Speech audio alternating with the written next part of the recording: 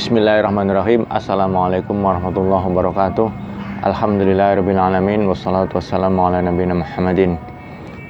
Kaum muslimin muslimat rahimani wa rahimakumullah. Sore ini alhamdulillah kita akan sampaikan atau kita akan berbagi tentang 7 amal yang insya Allah memberatkan timbangan di mizan. Jadi gini teman-teman, kita semua manusia besok akan menghadapi yang namanya mizan, di mana kita akan ditimbang. Walau alam apakah ditimbang amal kita, maksudnya buku catatan amal kita, apakah ditimbang dengan tubuh kita, walau alam. Tetapi sudah jelas, fa amma man saqulat mawazinuhu fa huwa fi 'ishatir radiyah. Maka adapun orang yang berat timbangan amalnya, niscaya dia berada dalam kehidupan yang memuaskan, yaitu surga. Sebaliknya, wa amman khafat mawazinuhu fa ummuhu hawiyah. Dan adapun orang yang ringan timbangan amalnya, kembalinya ibunya ada tempat kembalinya adalah neraka hawiyah. Baiklah, langsung saja. Yang pertama adalah kalimat la ilaha illallah. Ini terkenal sekali dalam hadis bitokoh, hadis kartu la ilaha illallah, di mana didatangkan seorang laki-laki pendosa yang ketika dibuka catatan amalnya sebanyak 99 gulung, satu gulungnya sejauh mata memandang. Ternyata ketika ditimbang itu betul-betul dosanya sangat banyak. Lalu Allah letakkan satu amal dia, yaitu sebuah kartu kalimat la ilaha illallah. Maka kartu itu yang berisi kalimat la ilaha illallah lebih berat daripada 99 gulungan catatan amal dosanya itu. Jadi amal pertama yang bisa memberatkan timbangan kita di mizan nanti adalah kalimat la ilaha illallah. Tentunya la ilaha illallah yang tidak ada kesyirikan di dalamnya. Yang kedua yang memberatkan timbangan amal adalah akhlak yang baik. Jadi orang yang berakhlak baik, insya Allah kelak dia itu amalnya berat. Ada lagi juga orang yang berakhlak baik itu nanti kedudukannya dekat dengan Rasulullah. Oleh sebab itu ini ya teman-teman, kita harus berusaha untuk mengejar ini. Berusaha menjadi pribadi yang berakhlak baik. Orang yang berakhlak baik bahkan pahalanya itu akan mengalahkan orang yang banyak salat, orang yang banyak puasa, orang yang banyak ibadah. Akhlak yang baik sangat memperberat timbangan amal. Jadi kita berusaha itu ya, berusaha untuk menjadi pribadi yang berakhlak yang baik. Dan memang Rasulullah itu diutus untuk menyempurnakan akhlak yang baik. Yang ketiga, ucapan, yaitu tasbih. Ucapan tasbih ringan di lidah, disukai Allah Ar-Rahman, tetapi berat di timbangan amal. Ucapannya adalah subhanallah bihamdi, subhanallahil azim. Jadi ucapan ini ringan di lidah, subhanallah bihamdi, subhanallahil azim, ringan di lidah, disukai oleh Allah Ar-Rahman, dan itu memperberat timbangan amal.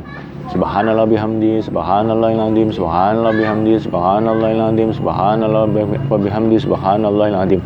Kita praktekkan di waktu-waktu kita, duduk kita, berdiri kita, berbaring kita sedang berkendara, ibu-ibu sedang memasak, bapak-bapak sedang bekerja, ucapkanlah subhanallah bihamdi, subhanallahil azim.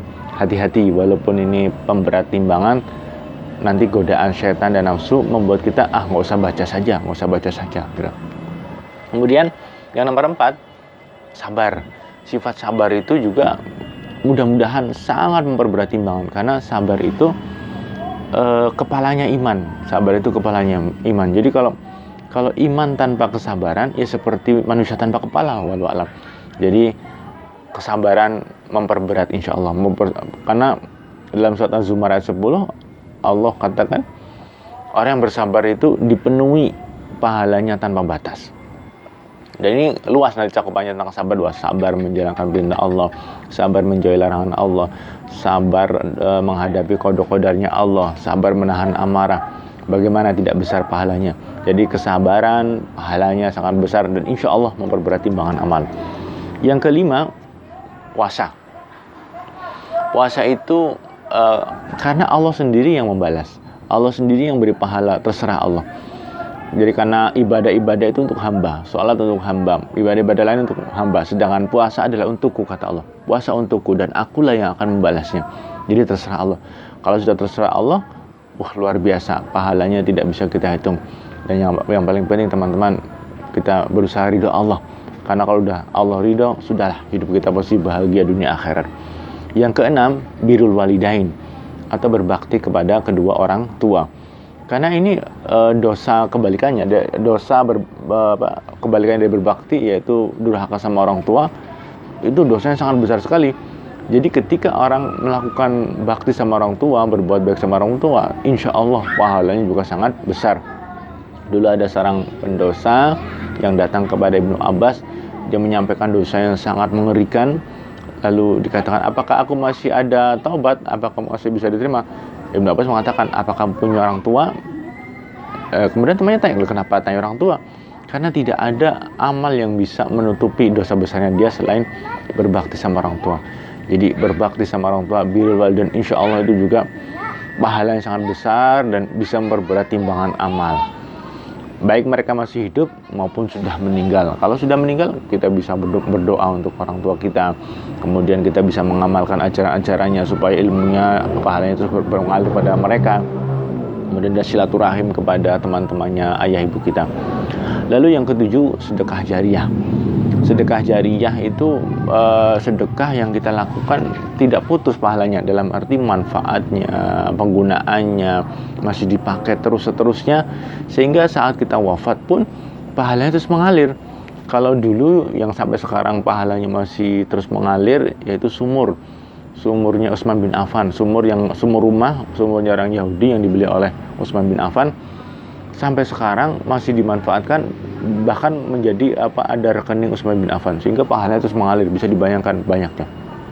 Kita wakaf, kita membantu pembangunan masjid, pembangunan pesantren, kemudian wakaf buku, wakaf Al-Quran, wakaf membangun jalan, membangun sumur, bermacam-macam amal-amal yang kalau manfaatnya masih dipakai, pahalanya terus mengalir. Kalau pahala terus mengalir, insya Allah menjadi pemberat di timbangan amal. Inilah 7 amal yang kalau kita lakukan insya Allah akan memperberat timbangan amal. Jadi sebenarnya bukan hanya 7, masih banyak, masih mungkin ratusan bahkan ribuan amal, tetapi pada video kali ini kami sampaikan hanya 7. Kalau kita amalkan insya Allah kita akan menjadi orang yang beruntung dengan berat timbangan amal. Tentunya semua harus ikhlas karena Allah. Kembali tadi nomor 1, la ilaha illallah, tiada Tuhan selain Allah, tidak ada yang berhak di 7 amal kita selain Allah. Semoga bermanfaat teman-teman, semoga Allah membantu kita mengamalkan ilmu-ilmu yang telah kita lakukan. Semoga kita selalu menjadi orang bertakwa. Allahumma a'inna ala zikrika wa syukrika wa husni ibadatika. Allahumma inni as'aluka ilman nafi'a wa rizqan thayyiban wa amalan mutaqabbala. Allahumma inna nas'aluka al-huda wa tuqa wa al-afafa wal ghina. Semoga bermanfaat. Kurang lebih mohon maaf. Billahi taufiq wal hidayah. Wassalamualaikum warahmatullahi wabarakatuh.